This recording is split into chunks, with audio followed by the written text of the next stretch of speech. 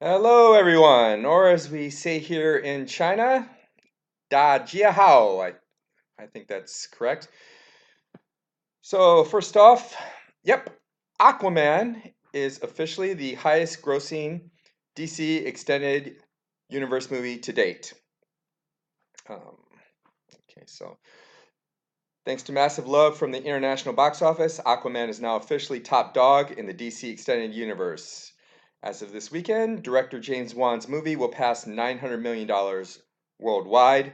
That puts it well past current DC EU leader Batman vs. Superman Dawn of Justice, which boasts $873.6 million.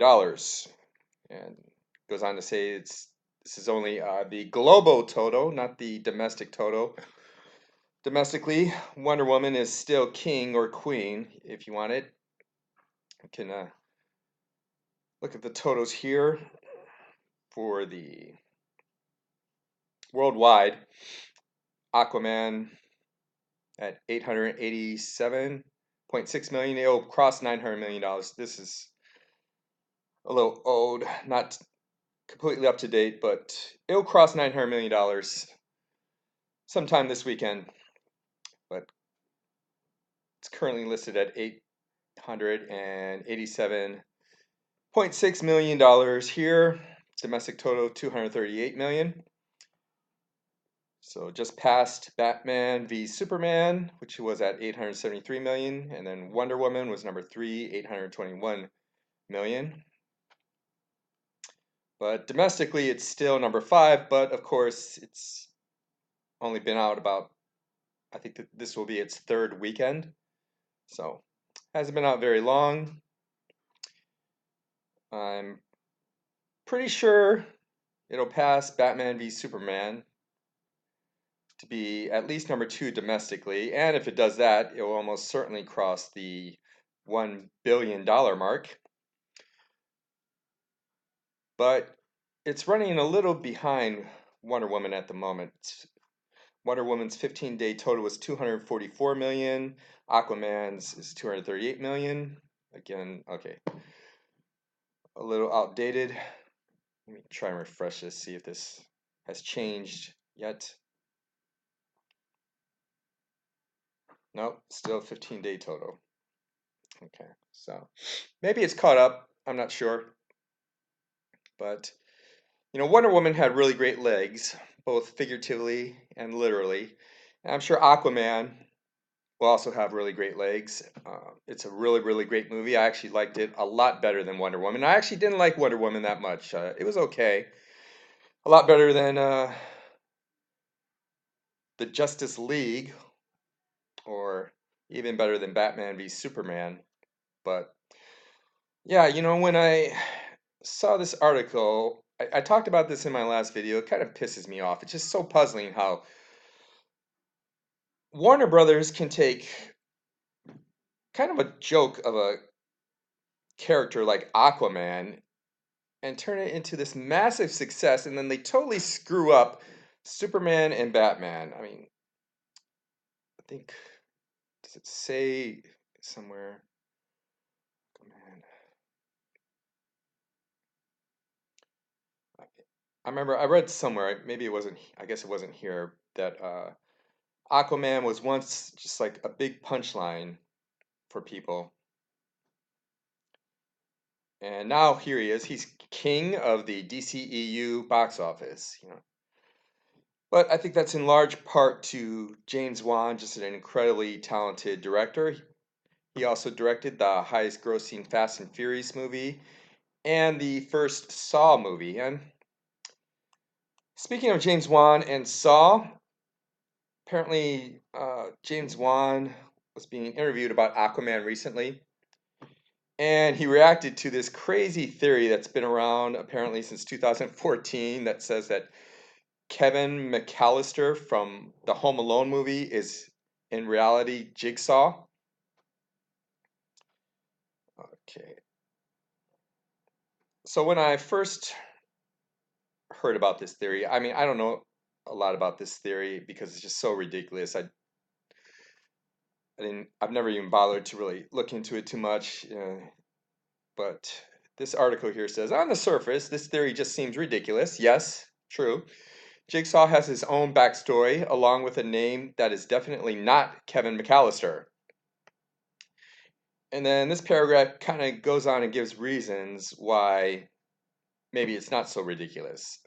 And to be honest, I read the reasons and I still think it's really, really ridiculous. So it says here, yet the viral theory set forth in 2014 by Jason Concepcion of Grantland and The Ringer points out a number of connections between Kevin and Jigsaw that, once you are made aware of them, are awfully difficult to unknow.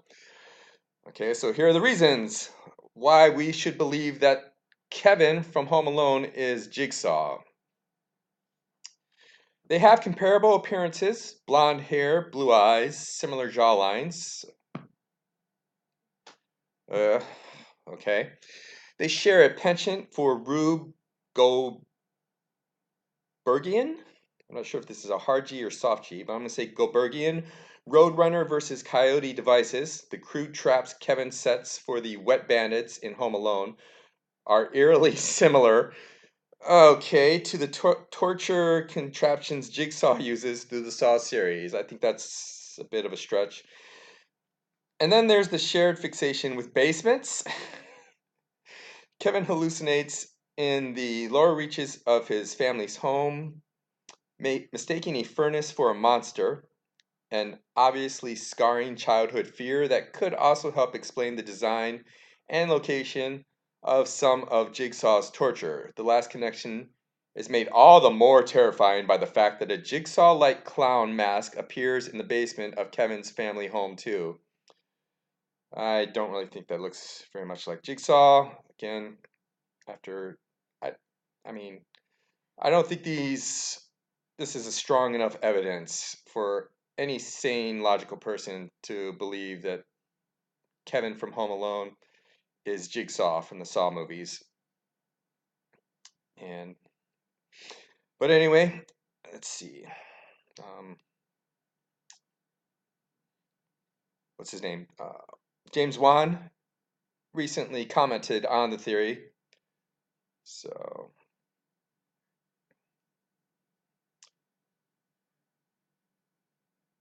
in a recent interview with HuffPost, Wan told me that he had indeed heard the theory, and he supports the fan speculation. He supports it. He does not confirm it. It's amazing, he said, laughing. I should have known all along that Macaulay Culkin would grow up to be John Kramer. So he's saying, I should have known, which I think pretty much can lead us to believe that while James Wan was making Saw, he wasn't trying to create an adult version of Kevin McAllister from Home Alone. But he says, I think it's awesome, he added. I'm very flattered that people take the time to have fun with all these fan theories. I think that's why I make these movies. I want the fans out there to have fun with them. So he says, have fun with them, but he doesn't say yes. When I was making Saw, I was making a sequel to Home Alone. And really. Now I can understand how the events that happened to Kevin might be a little traumatic, but I think deep down, even though I'm not a big fan of the Saw movies, I like the first Saw because it was directed by James Wan. I think that's the only one he directed. And I'm even less of a fan of the Home Alone movies, but I did see the first two Home Alone movies, and even though I'm not a big fan, I am aware enough. I could still say that, deep down, Kevin McAllister is a hero, not a future serial killer that's as sadistic as Jigsaw is. Okay, next up, for those of you who don't know, there's going to be a new Rambo movie out this year, and a bit of Rambo trivia for you. What is Rambo's mother's maiden name? I'll reveal the answer at the end of the video. So, there's a new Rambo movie coming out called Rambo V: Last Blood.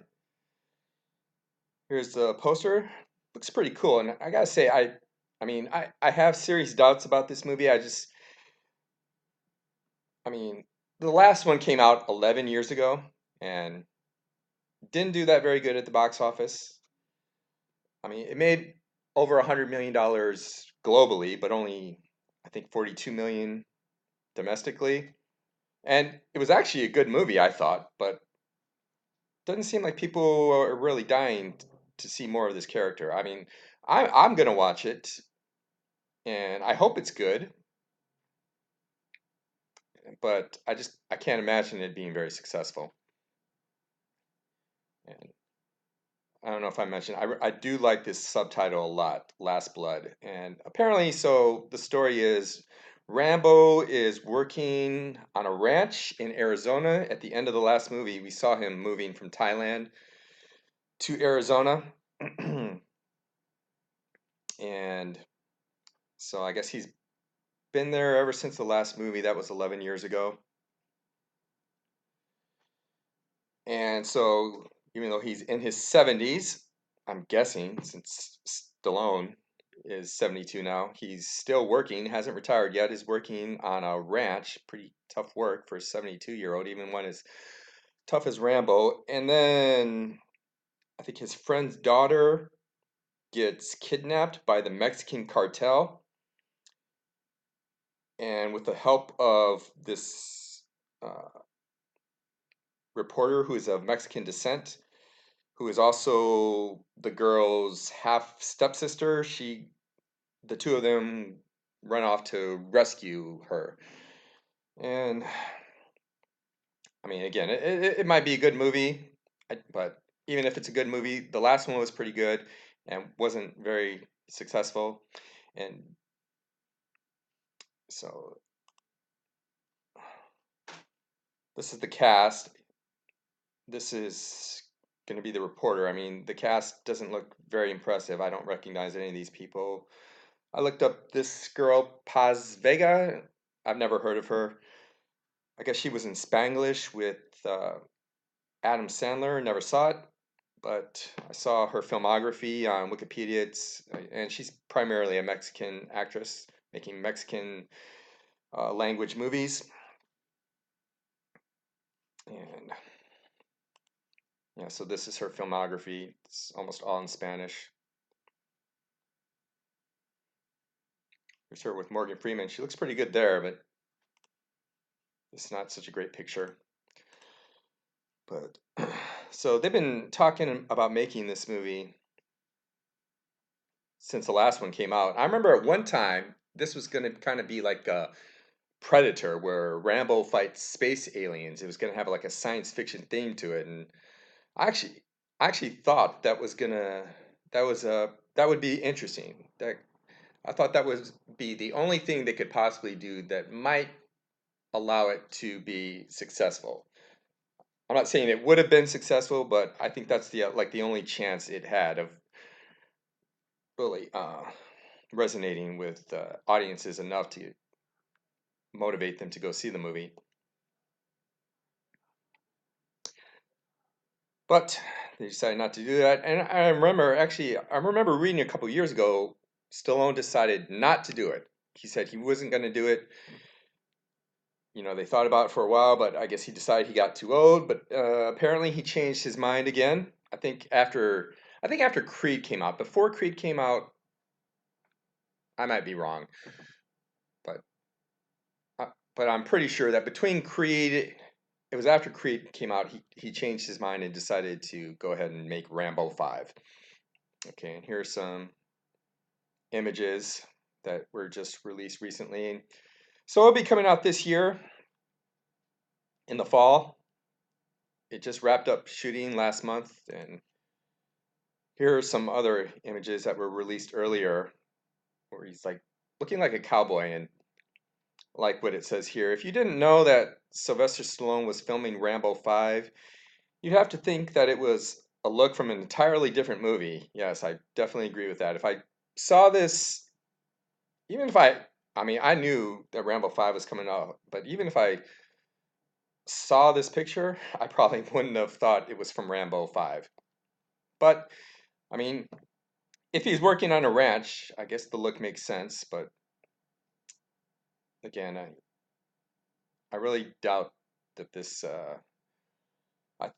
movie will be successful. I think when the last one came out, 2008, that was 20 years after the third one. I thought that was kind of pushing it, and it's been 11 years since then. I mean, I could sort of understand Stallone's interest in coming back to the character because actually, believe it or not, Rambo 2 is his highest grossing live action movie of all time at $150 million. Not counting inflation. I think if you count inflation, it's probably the original Rocky movie. And I think the only movie he's been in from the last 20 years that made $100 million domestically were the first two Expendable movies. And actually, make that the first Expendable movie. I'm pretty sure the second one did not quite make $100 million, although I think it made more globally than the first one did. But, you know, I really enjoyed the first two. I am a big Rambo fan. I said I'm not a fan of Saw or Home Alone, but I do like Rambo movies. But Rambo 3, it was not good. I remember a couple weeks ago I saw it on Netflix and I decided to watch it even though I remember watching it and not liking it. I decided to try watching it again and I couldn't get through it. It's so horrible. I mean, and he came out with another one 20 years later, kind of riding on the success of Rocky Balboa, success with air quotes, and it made less than the original one, which came out like 26 years earlier. It's been 37 years since the first one came out. I mean, when I first heard about this movie in 2008 that they were going to possibly make it, I was definitely behind it. And I'm still going to see it, but I think they should have made this movie a long time ago. Okay, lastly, last night I watched